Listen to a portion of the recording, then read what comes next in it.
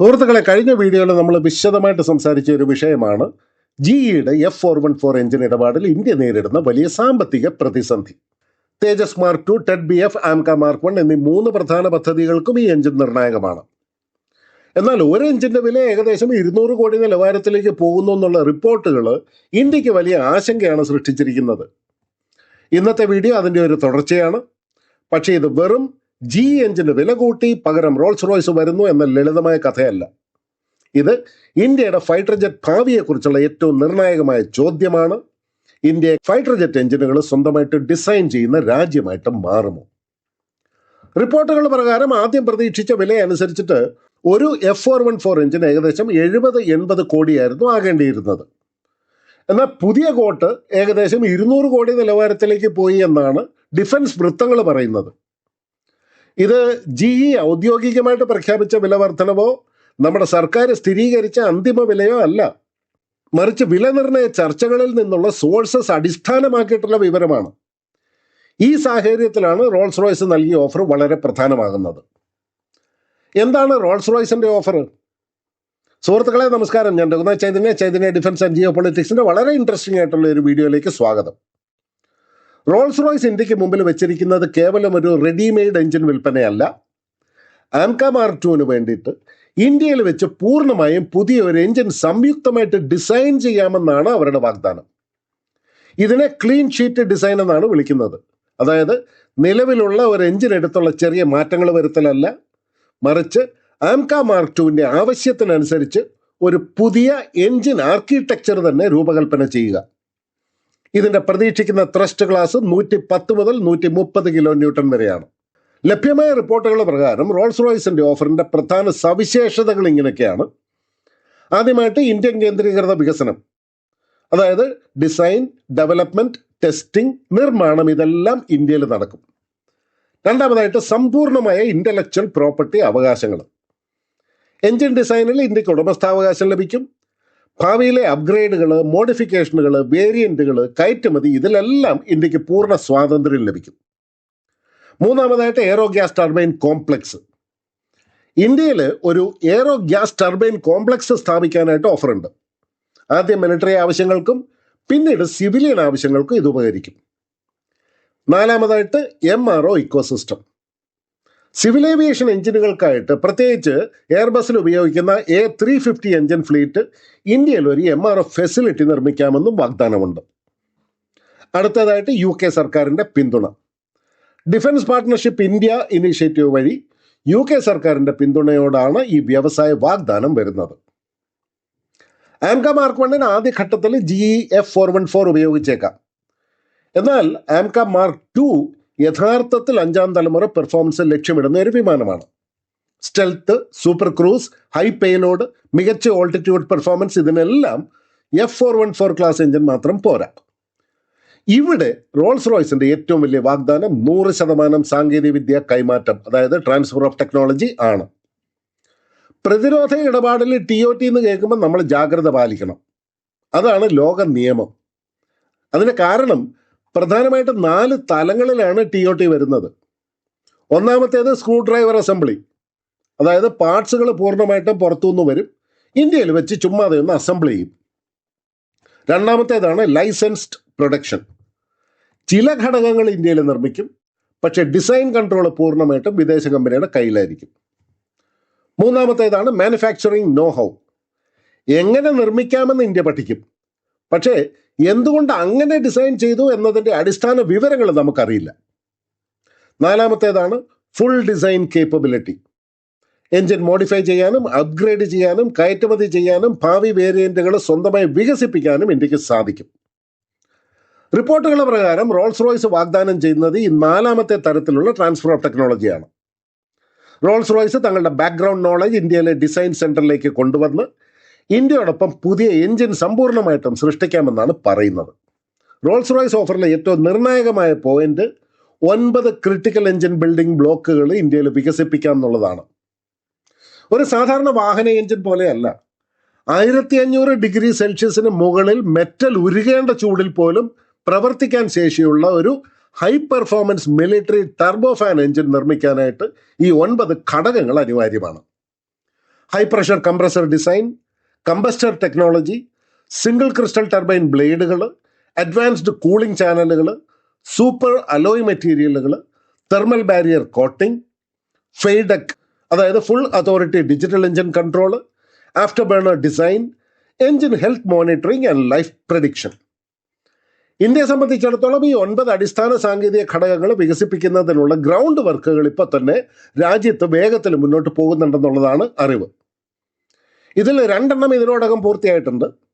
5 എണ്ണം കൂടി ഈ വർഷം 4ാം പാദത്തോടെയും ബാക്കിയുള്ള സാങ്കേതിക വിദ്യകൾ അടുത്ത വർഷം ആദ്യ പാദത്തോടെയും തയ്യാറാകുമെന്നാണ് റോൾസ് റോയ്സിന്റെ ഇന്ത്യയിലെ CEO ഔദ്യോഗികമായിട്ട് പ്രതീക്ഷിക്കുന്നത്. റോൾസ് റോയ്സ് ഈ ഇന്ത്യൻ എക്കോസിസ്റ്റത്തിലേക്ക് വന്ന് ഈ 9 ബിൽഡിംഗ് ബ്ലോക്കുകൾ കേന്ദ്രീകരിച്ച് ഇന്ത്യയോടൊപ്പം എഞ്ചിൻ വികസിപ്പിക്കാമെന്നുള്ളതാണ് അവരുടെ യഥാർത്ഥ ഓഫർ. കാവേരി എഞ്ചിൻ ഒരു പരാജയമല്ല, അത് നൽകിയ വലിയ പാഠങ്ങൾ ഈ വിദേശ പങ്കാളിത്തത്തോടെ യഥാർത്ഥ വിജയമായിട്ട് മാറ്റാനായിട്ട് ഇന്ത്യക്ക് സാധിക്കും. ഇനി നമുക്ക് റോൾസ് റോയ്സിന്റെ ടൈം ലൈൻ എങ്ങനെയാണെന്നൊന്ന് പരിശോധിക്കാം. 2026 അവസാനത്തിൻ്റെ ഉള്ളിൽ കരാർ നമ്മൾ ഒപ്പുവെച്ചാൽ 2030 എഞ്ചിൻ്റെ കോർ ടെസ്റ്റ് ചെയ്യും, 2032 ഗ്രൗണ്ട് ടെസ്റ്റിംഗ് നടത്തും, 2034 ഈ എഞ്ചിൻ്റെ ആദ്യ പറക്കൽ നടത്തും, 2036 പ്രൊഡക്ഷൻ. ഇത് കേൾക്കുമ്പോൾ സ്വാഭാവികമായിട്ടും തോന്നി ഇത് വളരെ വൈകിയല്ലേ എന്ന്. അതെ, ഇത് വൈകിയാണ്. അതുകൊണ്ട് ഒരു കാര്യം വളരെ വ്യക്തമാണ്, റോൾസ് റോയ്സ് എഞ്ചിൻ ഒരിക്കലും തേജസ് മാർക്ക് 2-നുള്ള GE F414 പെട്ടെന്നുള്ള പകരക്കാരനല്ല. Tejas mark 2 design, air flow, intake, weight balance, fuel system ഇതെല്ലാം F414 അടിസ്ഥാനമാക്കിയാണ് ഡിസൈൻ ചെയ്തിരിക്കുന്നത്. ഇപ്പം എഞ്ചിൻ മാറ്റിയാൽ എല്ലാം റീഡിസൈൻ ചെയ്യേണ്ടതായിട്ട് വരും. അതുകൊണ്ട് വില കൂടുതലാണെങ്കിലും GEയുമായിട്ടുള്ള F414 ഡീൽ ഇന്ത്യ പൂർണ്ണമായിട്ടും ഉപേക്ഷിക്കാൻ സാധ്യതയില്ല. നമ്മുടെ നിലവിലെ പ്രോഗ്രാമുകളെ സമയബന്ധിതമായിട്ട് ട്രാക്കിലെത്തിക്കാനായിട്ട് അതൊരു ബ്രിഡ്ജ് എഞ്ചിൻ്റെ രൂപത്തിൽ അനിവാര്യമാണ്. എന്നാൽ ആ ബ്രിഡ്ജ് എഞ്ചിൻ ഒരിക്കലും ഒരു സ്ഥിരമായ ആശ്രയത്വമായിട്ട് മാറില്ല. ഇപ്പോൾ ഇന്ത്യയുടെ മുമ്പിൽ പ്രധാനമായിട്ടും 2 യൂറോപ്യൻ ഓപ്ഷൻസാണ് ഉള്ളത്. UK റോൾസ് റോയ്സും ഫ്രാൻസിൻ്റെ സാഫ്രാനും. ഫ്രാൻസ് ഇന്ത്യയുടെ എക്കാലത്തെയും വിശ്വസ്തനായ പ്രതിരോധ പങ്കാളിയാണ്. 120 മുതൽ 140 kN ക്ലാസ് എഞ്ചിൻ്റെ ഹോട്ട് സെക്ഷൻ ടെക്നോളജി ഉൾപ്പെടെ 100% ട്രാൻസ്ഫർ ഓഫ് ടെക്നോളജിയോടെ നൽകാമെന്ന് സാഫ്രാനും പറയുന്നുണ്ട്. എന്നാൽ നമ്മൾ തികച്ചും പ്രായോഗികമായിട്ട് ചിന്തിക്കണം. ഉദാഹരണത്തിന് മുമ്പ് റഫാൽ യുദ്ധവിമാനങ്ങളുടെ കരാറിൻ്റെ സമയത്ത് ഫ്രാൻസ് വിമാനത്തിൻ്റെ കോർ സോഴ്സ് കോഡുകൾ ഇന്ത്യക്ക് കൈമാറാൻ വിസമ്മതിക്കുകയും പകരം ഇൻ്റഗ്രേറ്റഡ് കോമ്പാറ്റ് ഡാറ്റയിൽ മാത്രം ധാരണയിലെത്തുകയുമാണ് ചെയ്തത്. അതുകൊണ്ട് 100% ട്രാൻസ്ഫർ ഓഫ് ടെക്നോളജി എന്നത് പത്രക്കുറിപ്പിൽ കാണാൻ നല്ലതാണെന്നുണ്ടെങ്കിലും അത് എത്രത്തോളം യാഥാർത്ഥ്യമാകുമെന്നുള്ളത് കോൺട്രാക്റ്റ് അനക്സ്ചറിൽ പരിശോധിക്കണം.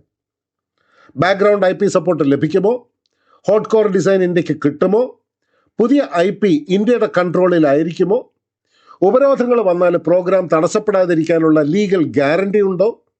ഈ ചോദ്യങ്ങൾ റോൾസ് റോയ്സിനോടും സാഫ്രാനോടും ഇന്ത്യ കർശനമായിട്ട് ചോദിക്കണം. സാങ്കേതികമായിട്ട് നോക്കുമ്പോൾ റോൾസ് റോയ്സ് ഓഫർ ആകർഷകമാണെന്നുണ്ടെങ്കിലും അവിടെ ഒരു ജിയോ പൊളിറ്റിക്കൽ റിസ്ക്കും കൂടിയുണ്ട്.